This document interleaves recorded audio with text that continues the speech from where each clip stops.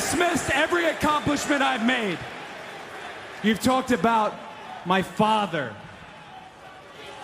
Well, you call me an entitled millennial, I call you a carny succubus, because the dirty secret about you, the dirty secret is you need this generation more than it needs you. What up, y'all? It's KB the Sexy Ninja in the place to be for a Paper Saber universe, and this is the New World Podcast, brother.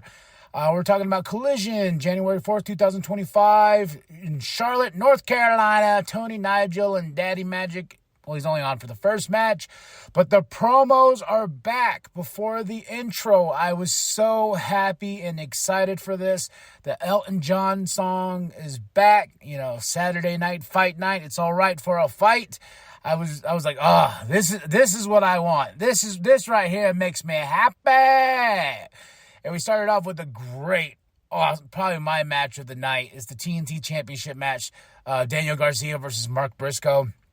I want to know what was up with Daniel Garcia's Hogan gear. Hogan gear, brother.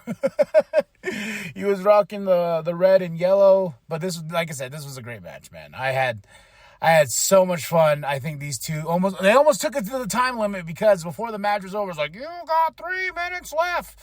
Almost hitting that time limit, 20-minute time limit. But man, talk about 18 minutes of just balls to the wall pro wrestling here. And I love Mark Briscoe. I want the world for Mark Briscoe, but I love Daniel Garcia as well. So it's kind of like, what do I do here? But I think Daniel Garcia has a long TNT Championship run. And we got the Max Cult. I don't even call them the Death Riders. What's funny is I was thinking about this, because I guess I don't pay attention enough, especially to this, because it doesn't hold my interest whatsoever, did the Blackpool Combat Club die with Bryan Danielson? Is that what happened? And then they just became the Death Riders? Because I originally thought the Death Riders were Pac, Claudio, and Yuta as a unit. And now they're just the Death Riders in general. And what's funny is I'm barely realizing this now, because I haven't really been paying attention, because it really hasn't been holding my interest. But Yuta tries to talk, and then Mox, he gets in his way. So still really didn't pay attention. But yeah, I still want to understand what is going on. And, Edge, I think Edge was on the starting of the show talking about Moxley holding that championship ransom. He says that championship needs to be free instead of in a briefcase. Then we got Jeff Jarrett versus Squash Gang. Jeff Jarrett for the win. He's on his road to winning the world championship. No, Tony, please. I know he signed his last contract as a wrestler, but please, no, we don't want this. World Tag Team Championship match, Private Party versus Leo and Action Andretti. Awesome tag team match. I don't know what they were wearing, Leo and Action, when they came out. Someone said COVID. I was like, these big red poofy jackets. Well, Private Party is going to hold on to those tag teams for a little bit longer. And I know that the Bucks won some tag team gold at Wrestle Dynasty or Wrestle Kingdom. One of those. There was two shows that happened. I still need to watch those two shows. But I know that the Young Bucks are champs again. Private Party, so we might get a rematch here soon. But Top Flight's in the crowd because they have beef with Leo and Action. They're not friends no more. So they help Private Party get this win. And Leo and Action are like, what? Why are they not friends with us? They're like, well, you guys are kind of, especially you, Action, get all that anger issues. Darby Package, how he was thrown down the stairs and everything. Lexi's with Cope. And then Jericho comes. It's like, we haven't wrestled. We've wrestled 4 decades. I'm like, damn.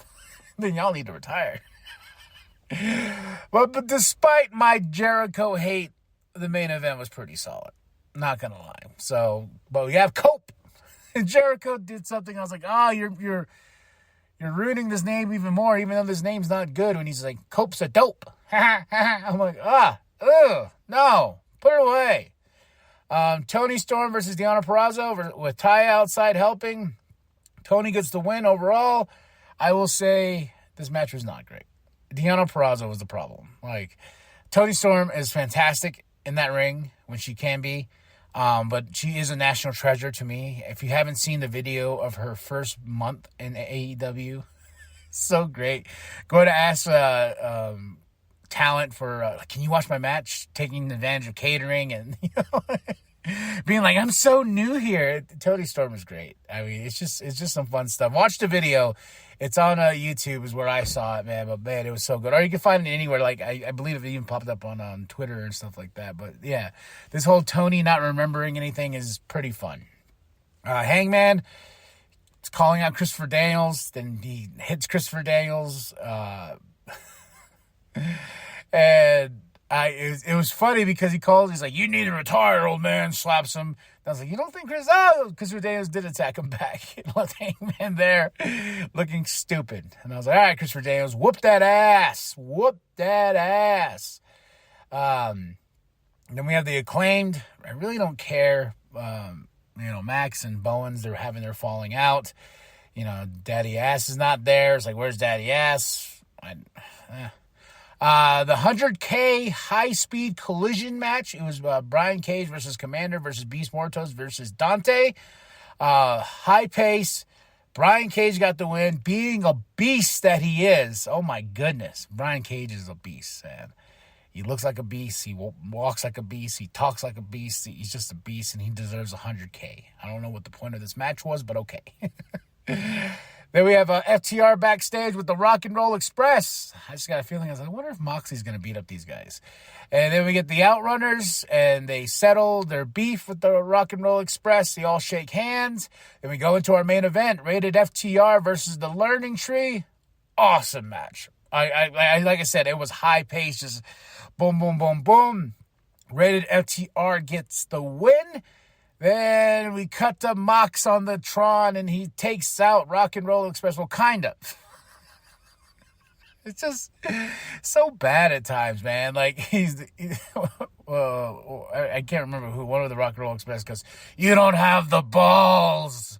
Mox like, I don't have balls? I don't have balls? And then here comes the Outrunners, and the Outrunners get taken out, and then Mox and them quietly slide out the back. Then Rated FTR runs back there, and where they at? Where they at? Whoa. It was just a bad ending to a fun show. So, but JoJo, Bray Wyatt's fiance, late fiance, is that how you say it? I don't know. But JoJo, she made a debut on a dark match as an announcer. So, is she going to be working for AEW? We shall see. Then March 9th is Revolution, and July 12th is All In. My match of the night, I got to go with Rated FTR versus the Learning Tree. And I got to say, what you're doing, my boy Brian Keith, is just wrong on so many levels. But this match was awesome. This match was really great. Second to that was Daniel Garcia versus Mark Briscoe. Overall, I give it a solid 3 out of 5. Elton John's music's back. We got promos before the show. And Tony and Nigel on commentary, one of my favorite duos here. In Charlotte, North Carolina, and that's it. That's all. Like and subscribe. Share with your grandma, share with your grandpa, share with the bum down at Walmart. Drop those comments below. And remember that the New World Podcast is for life, brother. We have a long history. As a matter of fact, this is the 4th decade that you and I will compete against each other in, and it's been 15 years since we faced each other.